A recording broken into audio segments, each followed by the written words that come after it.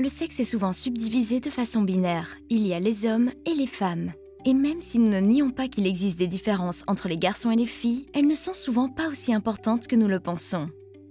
Examinons nos caractéristiques sexuelles. Il s'agit de certaines caractéristiques physiques, comme les chromosomes avec lesquels nous sommes nés, les hormones que nous produisons et les organes génitaux que nous possédons. Nous apprenons et nous nous attendons assez vite à ce que les garçons aient des chromosomes XY, un pénis et des testicules qui produisent de la testostérone. Les filles ont quant à elles des chromosomes XX, un vagin et un utérus. Mais la nature ne trace en réalité pas vraiment de ligne de démarcation claire entre les sexes. Par exemple, certaines filles naissent avec des chromosomes XY et sans utérus, ou des garçons sans testicules.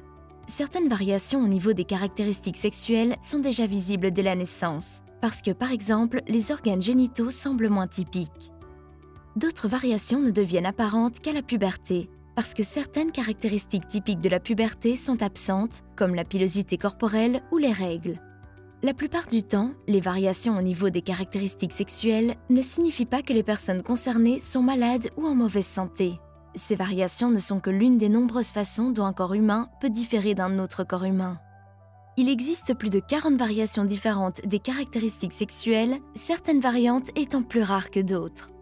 Mais si nous considérons toutes les variations des caractéristiques sexuelles ensemble, la probabilité que vous naissiez avec une variation est de 1 sur 60. C'est la même probabilité que de naître avec des yeux verts ou d'avoir un jumeau, une jumelle. Pourtant, c'est encore souvent un sujet très tabou, et il est difficile de trouver les mots qui expriment au mieux ce que les personnes ressentent et veulent partager avec les autres. C'est différent pour chacun, chacune. Parfois, ces variations des caractéristiques sexuelles sont également appelées caractéristiques intersexes et dans le monde médical, elles sont souvent désignées par l'expression Differences of Sex Development, ou DSD en abrégé. La plupart des personnes présentant des variations au niveau des caractéristiques sexuelles ne se considèrent pas comme entre les hommes et les femmes et n'ont aucun doute comme les personnes transgenres par rapport à leur sentiment d'être un homme ou une femme. Le fait de naître avec une variation des caractéristiques sexuelles ne dit rien non plus de l'attirance sexuelle ou romantique d'une personne pour les hommes ou pour les femmes. L'orientation sexuelle des personnes présentant une variation des caractéristiques sexuelles est tout aussi diverse que celle des personnes sans variation.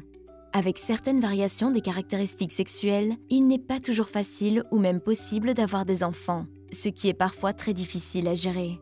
D'autres variations engendrent des différences physiques qui peuvent conduire au stress social et à la honte, notamment parce que l'on sait si peu de choses sur ces variations.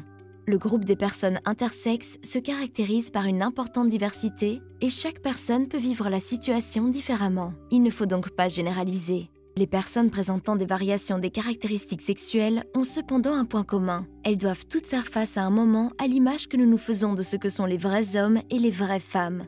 Et cette image ne règne pas seulement dans notre société, mais aussi dans le monde des soins.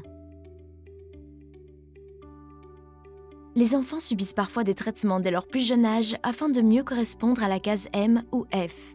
Mais ces traitements ne sont souvent pas nécessaires pour leur santé.